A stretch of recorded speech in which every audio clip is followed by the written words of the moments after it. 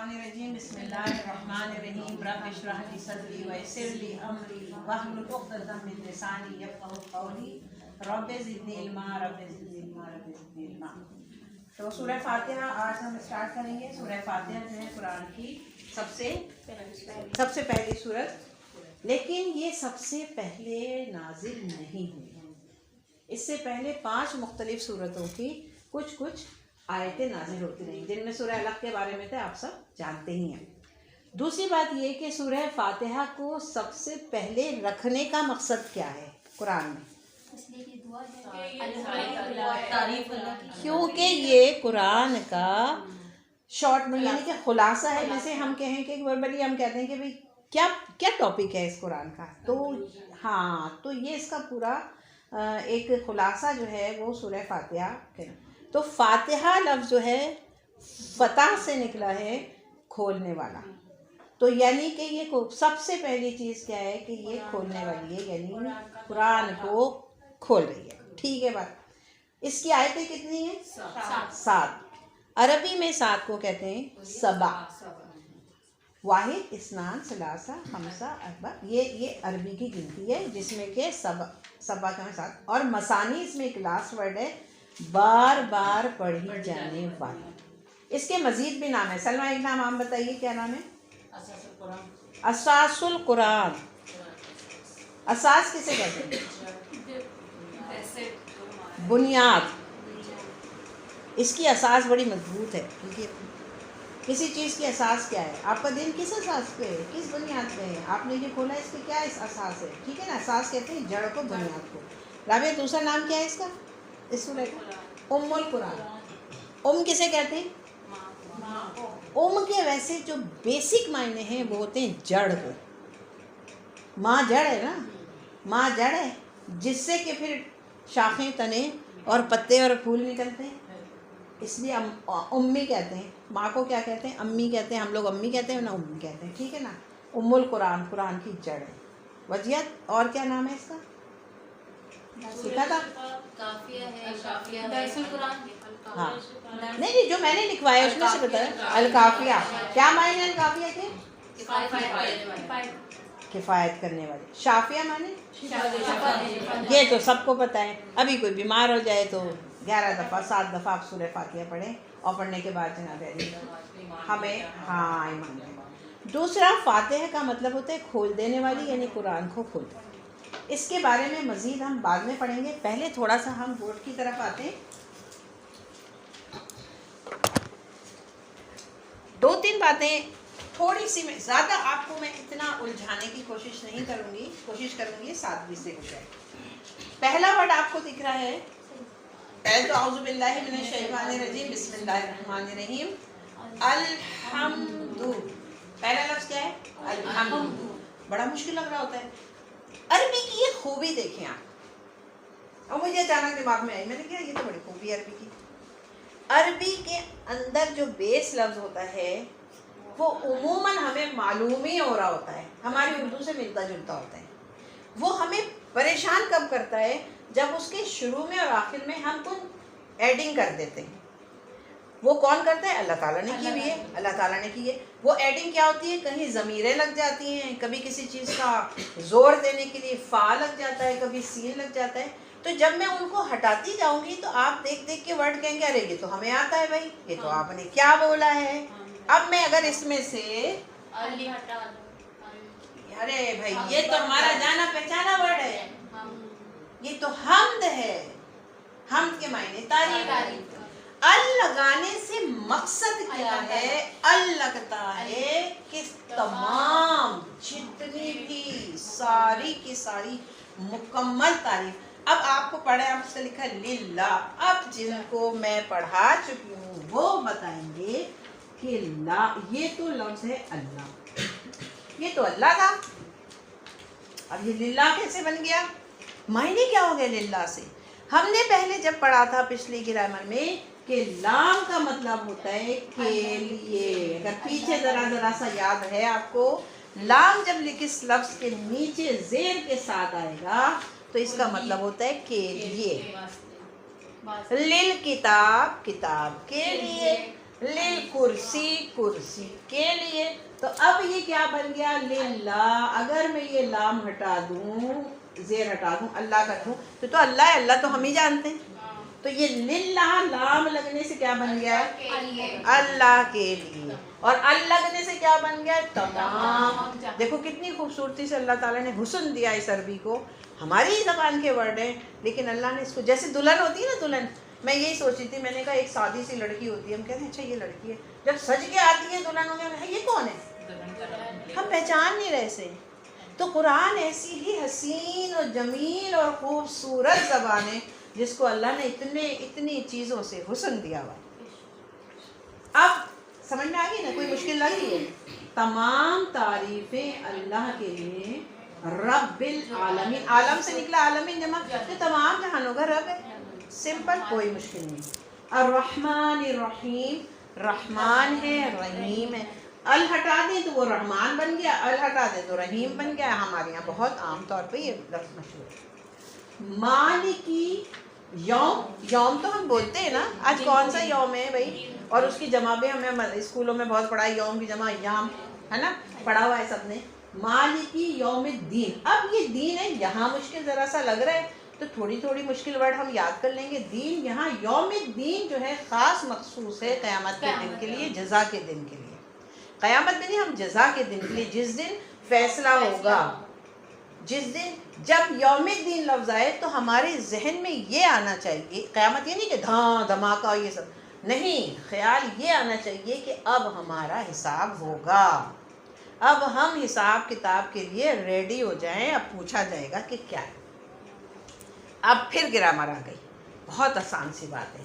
دیکھیں یہاں پر آپ کو اس کو تھوڑا سا کنسنٹریٹ کریں گے، خوشی خوشی پڑھیں گے.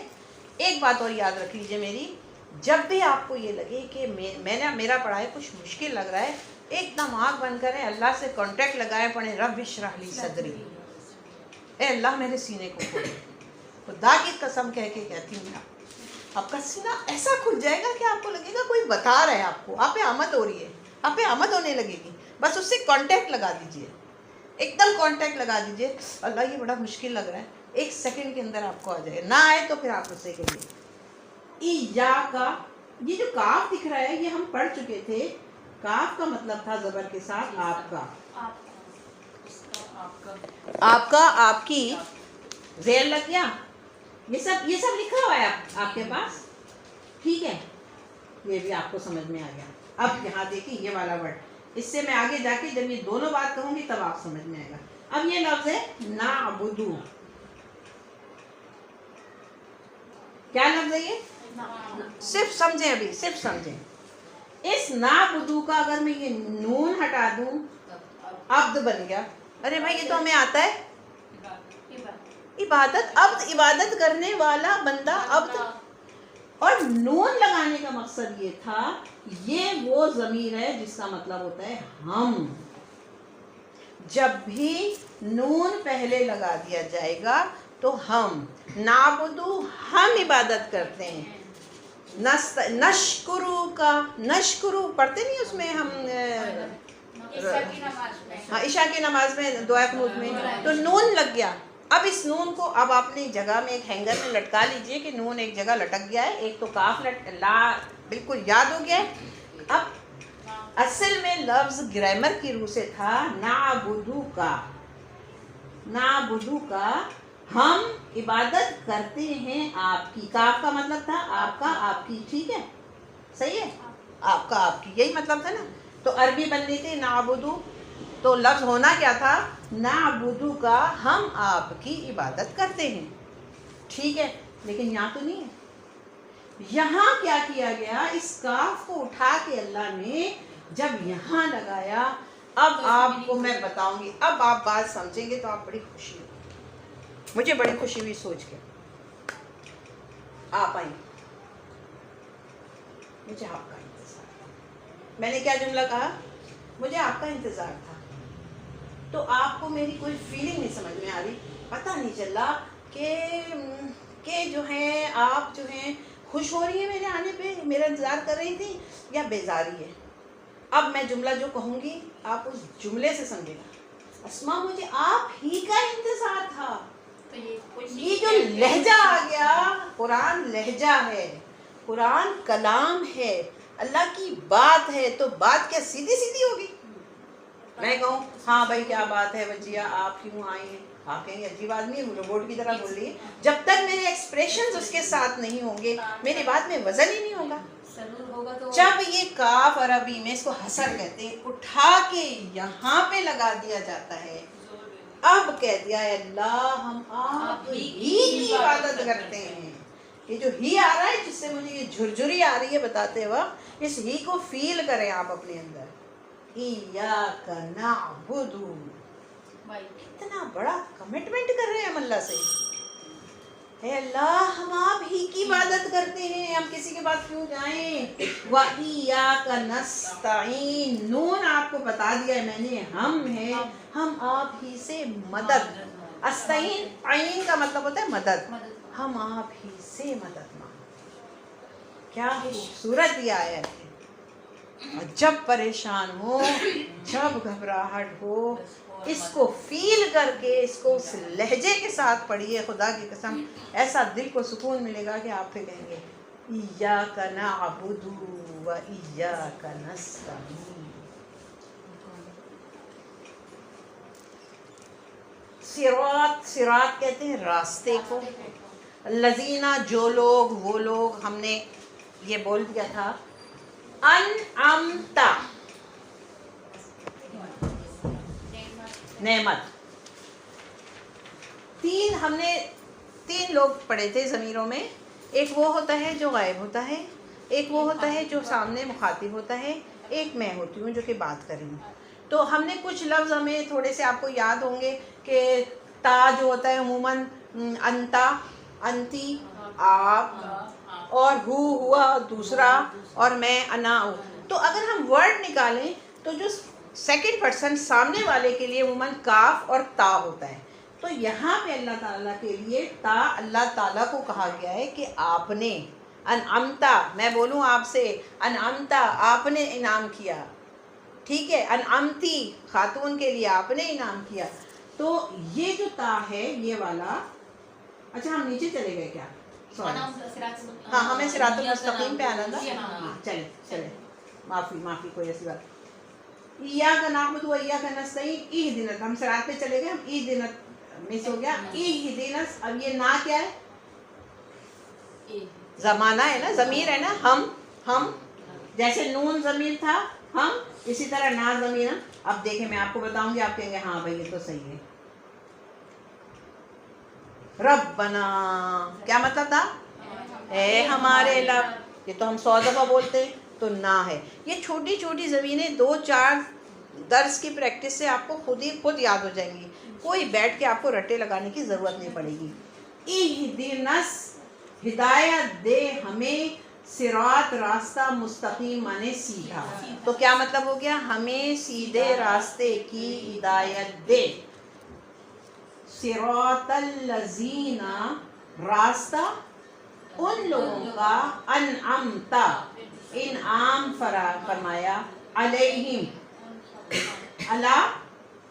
علیہ کا علا پر، ہم ان سب پر. ہم تھا نا، اس یہ جمع ہے، ان سب پر تھرڈ پرسن. اسی طرح کم ہوگا تو آپ سب پر. ٹھیک ہے، کم ہم، یا آہستہ آہستہ آپ کو یاد جائے گا. علیہم ان سب پر. اب وہ سب کون ہیں؟ کیا کہا؟ صراط الذین، ان لوگوں کا راستہ، انعمت علیہم جن پر آپ نے انعام فرمایا. غیر کہتے نہیں، مغضوب غضب، جن پر غضب نہیں کیا گیا، جن پہ غضب بھی نہیں کیا گیا. علیہم ان پر، علیہم کے معنی آ گئے. ولا، واو مانے اور، عطف ہے، لا مانے نہیں. ضالین کہتے ہیں گمراہ ہو جانا، جو اپنے راستے سے ہٹ جائے. لاہور جانا تھا، پشاور کی طرف چلنا شروع ہو جائے تو ہم کہیں گے یہ ضالین ہو گیا، بھٹک گیا، بھول گیا، راستہ ہی نہیں پتہ چلا. جا تو لاہور رہا تھا، ایک دم سے پشاور کی طرف نکل گیا اور پھر ایسا نکلا کہ واپس نہیں آنا. یعنی بھٹکنے والے کا مقصد یہ ہے کہ وہ دوبارہ واپس اپنے راستے پر نہیں آ سکا. اس کی عربی میں کوئی پرابلم ہوئی؟